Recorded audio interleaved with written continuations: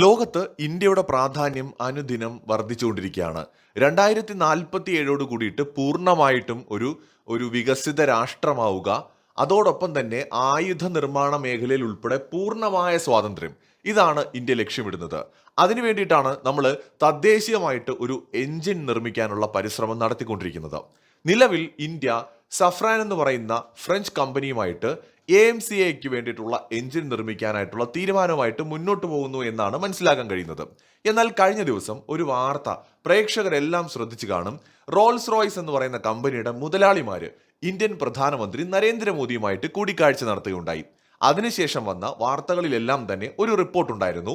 അതായത് ഈ Rolls Royce എന്ന് പറയുന്ന കമ്പനി ഇന്ത്യയുമായിട്ട് ചേർന്ന് 120 KN ത്രസ്റ്റ് ഉൽപ്പാദിപ്പിക്കാൻ കഴിയുന്ന എഞ്ചിൻ നിർമ്മിക്കാൻ തയ്യാറാണെന്നും അതിന്റെ ഇന്റലക്ച്വൽ പ്രോപ്പർട്ടി റൈറ്റ് അടക്കം പൂർണ്ണമായിട്ടും ഇന്ത്യക്ക് നൽകാൻ തയ്യാറാണെന്നും ടെക്നോളജി ട്രാൻസ്ഫർ പൂർണ്ണമായി നൽകിക്കൊണ്ട് ഇന്ത്യക്ക് എല്ലാ അവകാശങ്ങളും സ്വാതന്ത്ര്യങ്ങളുമുള്ള ഒരു എഞ്ചിൻ ഡെവലപ്പ് ചെയ്യാൻ ഇന്ത്യയോടൊപ്പം പങ്കാളിയാകാൻ തയ്യാറാണെന്നും റോൾസ് റോയ്സ് അറിയിച്ചു എന്നാണ് പുറത്തുവരുന്ന റിപ്പോർട്ടുകൾ.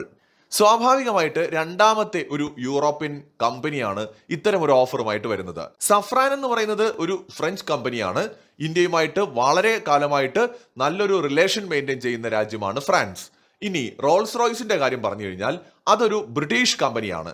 സോ രണ്ട് രാജ്യങ്ങളും നമുക്ക് ഈ രണ്ട് കമ്പനികളും നമുക്കിപ്പോൾ ടെക്നോളജി ട്രാൻസ്ഫർ അടക്കം ഓഫർ ചെയ്തിരിക്കുകയാണ്. ഇന്ത്യയുടെ ഭാവിയിലെ ഏറ്റവും വലിയ പ്രതിരോധ പദ്ധതികളിൽ ഒന്നാണ് 5ാം തലമുറ യുദ്ധവിമാനമായിട്ടുള്ള AMCA.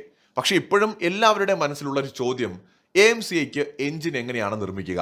ഫ്രാൻസിലെ സഫ്രാൻ ആണോ അതോ ഇനി ബ്രിട്ടനിലെ റോൾസ് റോയ്സ് ആണോ?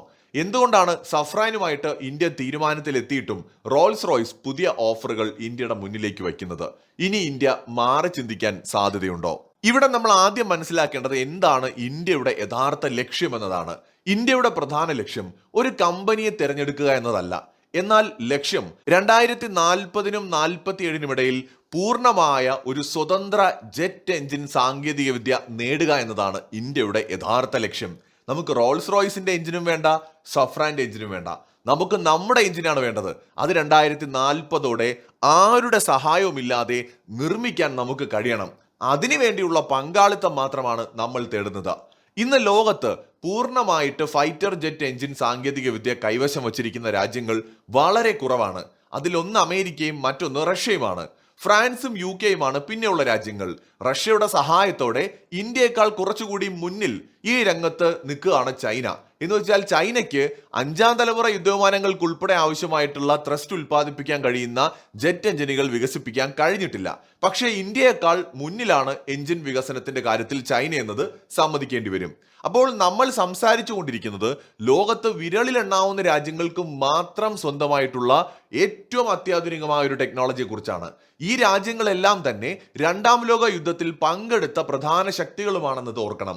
2ാം ലോക മഹായുദ്ധം നടക്കുന്ന സമയത്ത് ഇന്ത്യ ബ്രിട്ടന്റെ അധീനതയിലാണ്. അപ്പോൾ താരതമ്യേന നമുക്ക് സ്വാതന്ത്ര്യം കിട്ടിയിട്ട് വളരെ കുറച്ച് നാളെ ആയിട്ടുള്ളൂ. ബ്രിട്ടനും ഫ്രാൻസും അമേരിക്കയും റഷ്യയും ഒക്കെ ഒരുപാട് മുമ്പേ തന്നെ സ്വതന്ത്രമായ രാജ്യങ്ങളായിരുന്നു. അവര് 2ാം ലോക മഹായുദ്ധ കാലത്തടക്കം പങ്കെടുത്തവരാണ്.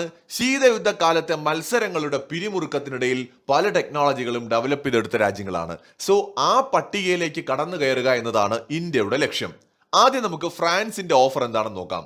സഫ്രാൻ ഇന്ത്യയുമായിട്ട് എഞ്ചിൻ സഹവികസനം അല്ലെങ്കിൽ കോ ഡെവലപ്മെന്റ് ആണ് ചർച്ച ചെയ്യുന്നത്. 110 കിലോ ന്യൂട്ടൺ മുതൽ 120 കിലോ ന്യൂട്ടൺ വരെ ത്രസ്റ്റ് ഉൽപ്പാദിപ്പിക്കാൻ കഴിയുന്ന എഞ്ചിൻ AMCA മാർക്ക് 2 വേണ്ടി നിർമ്മിക്കാൻ തങ്ങൾ സഹായിക്കാമെന്നതാണ് സഫ്രാന്റെ ഓഫർ. ഇന്ത്യയുമായിട്ട് പഴയ പ്രതിരോധ സഹകരണമുള്ള ഒരു കമ്പനിയാണ്. ഇന്ത്യ ഇപ്പോൾ ഉപയോഗിക്കുന്ന റഫേൽ യുദ്ധവിമാനങ്ങളുടെ എഞ്ചിൻ നിർമ്മിക്കുന്ന കമ്പനിയാണ്. ഇപ്പൊ ലേറ്റസ്റ്റ് ആയിട്ട് 114 വിമാനങ്ങൾ കൂടി ഇന്ത്യ ഫ്രാൻസിന് ഓർഡർ ചെയ്തിരിക്കുകയാണ്. സോ ആ സാഹചര്യത്തിൽ നമുക്ക് വളരെ പരിചയമുള്ള ഒരു കമ്പനിയാണ്. ടെക്നോളജി ട്രാൻസ്ഫറിന്റെ സാധ്യതയും പൂർണ്ണമായിട്ടും നിൽക്കുന്നുണ്ട്. അതായത് കമ്പനി അവകാശപ്പെടുന്നതാണെങ്കിൽ പൂർണ്ണമായിട്ടും അതിന്റെ IP അവകാശം ഉൾപ്പെടെ ഇന്ത്യക്ക് നൽകാമെന്നാണ്. പക്ഷെ അപ്പോഴും ഒരു സംശയം ബാക്കിയാണ്. കോർ ആയിട്ടുള്ള ഹോട്ട് സെക്ഷൻ ടെക്നോളജി മുഴുവൻ ഇന്ത്യക്ക് കിട്ടുമോ എന്നത് നമുക്കതറിയില്ല. ഇനി കിട്ടുമെങ്കിൽ തന്നെ ഒഫീഷ്യലായിട്ട് ഇന്ത്യ അതിനെക്കുറിച്ച് പ്രതികരിക്കാൻ സാധ്യത വളരെ കുറവുമാണ്. ഇനി റോൾസ് റോയ്സിന്റെ കാര്യം പറഞ്ഞു കഴിഞ്ഞാൽ പുതിയ വളരെ ശക്തമായ ഒരു ഓഫറാണ് റോൾസ് റോയ്സ് നമ്മുടെ മുമ്പിൽ വെച്ചിരിക്കുന്നത്. 120 KN ക്ലാസ് എഞ്ചിനാണ് നമുക്ക് ഓഫർ ചെയ്തിരിക്കുന്നത്. 120 KN ത്രസ്റ്റ് ഉൽപ്പാദിപ്പിക്കാൻ കഴിയുന്ന എഞ്ചിന്റെ കോ ഡെവലപ്മെന്റ്. ഇന്റലക്ച്വൽ പ്രോപ്പർട്ടി പൂർണ്ണമായിട്ടും ഇന്ത്യക്ക് നൽകാമെന്നതാണ് മറ്റൊരു ഓഫർ.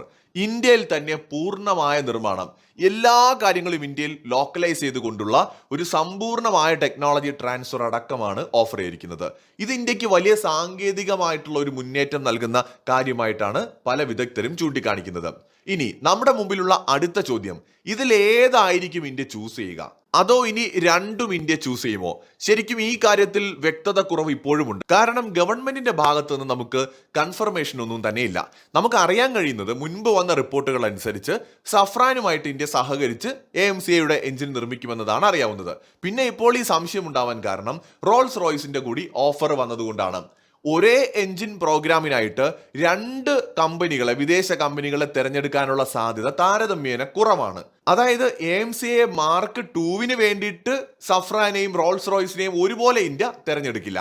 കാരണം എഞ്ചിൻ ഡിസൈൻ അതോറിറ്റി ഒന്ന് മാത്രമേ ഉണ്ടാവൂ. രണ്ട് കമ്പനികൾ ചേരുന്ന സമയത്തുണ്ടാവുന്ന IP പ്രശ്നങ്ങൾ, ചിലവ് ഇരട്ടിയാകുമെന്ന പ്രശ്നം, സമയം വൈകുമെന്ന മറ്റൊരു പ്രശ്നം. അപ്പൊ അതുകൊണ്ട് തന്നെ AMCAയുടെ പ്രധാന എഞ്ചിനായിട്ട് ഒരൊറ്റ പങ്കാളിയെ തിരഞ്ഞെടുക്കാൻ തന്നെയാണ് സാധ്യത. നിലവിൽ അത് മിക്കവാറും ഫ്രഞ്ച് കമ്പനി ആയിട്ടുള്ള സഫ്രാൻ ആയിരിക്കുമെന്ന് കരുതുന്നു. എന്നാൽ റോൾസ് റോയ്സിനെ ഇന്ത്യ പിണക്കാൻ സാധ്യതയുണ്ടോ? ഇല്ലേ ഇല്ല. റോൾസ് റോയ്സുമായിട്ടും എന്തെങ്കിലും ഒരു സഹകരണ സാധ്യത നിലവിലുണ്ടെന്ന് തന്നെയാണ് വിദഗ്ധർ അഭിപ്രായപ്പെടുന്നത്. AMCA പ്രോജക്റ്റ് റോൾസ് റോയ്സുമായിട്ട് സഹകരിക്കില്ല എങ്കിൽ ഒരു പക്ഷേ നേവൽ എയർക്രാഫ്റ്റിന് വേണ്ടിയിട്ട്, അല്ലെങ്കിൽ ഒരു UCAVക്ക് വേണ്ടിയിട്ടോ, ഫ്യൂച്ചർ പ്രോജക്റ്റ് ഒരു പക്ഷേ 6th ജനറേഷൻ എയർക്രാഫ്റ്റുകൾക്ക് വേണ്ടിയിട്ടോ ചിലപ്പോൾ റോൾസ് റോയ്സുമായിട്ട് സഹകരിക്കാനുള്ളൊരു സാധ്യതയുണ്ട്. ഒരു സ്ട്രാറ്റജിക് ബാലൻസിങ് എന്ന് പറഞ്ഞിട്ട്. ഇന്ത്യ എന്തിനാണ് ഇങ്ങനെ ചെയ്യുന്നതെന്ന് ചോദിച്ചു കഴിഞ്ഞാൽ, ഏതെങ്കിലും ഒരു രാജ്യത്തിന് മാത്രമായിട്ട് ഡിപ്പെൻഡ് ചെയ്യുവാണെന്നുണ്ടെങ്കിൽ ഉണ്ടായേക്കാവുന്ന ഭവിഷ്യത്തുകളെ കുറിച്ച് മനസ്സിലാക്കിയിട്ടാണ്. ഇപ്പൊ നാളെ നമ്മുടെ മേൽ പ്രഷർ ചെലുത്താൻ അല്ലെങ്കിൽ ഒരു അഡ്വാൻറ്റേജ് എടുക്കാനായിട്ട് നമ്മൾ അവസരം കൊടുക്കാൻ പാടില്ല. അപ്പോൾ വേറൊരു കമ്പനിയുമായിട്ട് കൂടി സഹകരിച്ച് മറ്റൊരു പ്രോഗ്രാം കൂടി മുന്നോട്ട് കൊണ്ടുപോയാൽ ആ ഒരു നമുക്ക് നാളെ ഉണ്ടായേക്കാവുന്ന ഒരു ഉപരോധ ഭീഷണിയോ സമ്മർദ്ദങ്ങളെയോ ഒക്കെ അതിജീവിക്കാൻ കഴിയും. ഇപ്പോൾ ഇന്ത്യ ഗവൺമെന്റിന്റെ ഓരോ നീക്കങ്ങളും ശ്രദ്ധിച്ചാൽ നമ്മൾ റഷ്യയെ പോലും പൂർണ്ണമായിട്ട് ആശ്രയിക്കുന്നില്ല. റഷ്യയും ആശ്രയിക്കുന്നില്ല, അമേരിക്കയും ആശ്രയിക്കുന്നില്ല, ഫ്രാൻസിനെയും ആശ്രയിക്കുന്നില്ല. പകരം ഇന്ത്യ എല്ലാവരുമായും സഹകരിക്കുന്നു. ഇന്ത്യക്ക് ആവശ്യമുള്ളത് ആരുടെയൊക്കെ കയ്യിലുണ്ടോ അവരുടെ കയ്യിൽ നിന്ന് വാങ്ങുന്നു, തദ്ദേശീയമായിട്ട് നമ്മൾ നിർമ്മിക്കുന്നുമുണ്ട്. അപ്പൊ ഇവിടെ ഇന്ത്യയുടെ സ്ട്രാറ്റജി വ്യക്തമാണ്. ഏതെങ്കിലും ഒരാളെ ഡിപ്പെൻഡ് ചെയ്യുന്ന പതിവ് ശൈലി ഇന്ത്യ എന്നേ ഉപേക്ഷിച്ചിരിക്കുന്നു. അപ്പൊ അതുകൊണ്ട് ഒരുപക്ഷെ നമ്മൾ സഫ്രാനുമായിട്ടും റോൾസ് റോയ്സുമായിട്ടും ഡിഫറൻ്റ് ആയിട്ടുള്ള രണ്ട് പ്രോജക്റ്റുകൾക്ക് വേണ്ടിയിട്ട് സഹകരിക്കാനുള്ള ഒരു വിദൂര സാധ്യത നിലനിൽക്കുകയാണ്. 2040 ഇന്ത്യ ആഗ്രഹിക്കുന്ന ചില കാര്യങ്ങളുണ്ട്. ഒന്ന്, സ്വന്തമായിട്ടുള്ള 120K engine. 2, super cruise capability.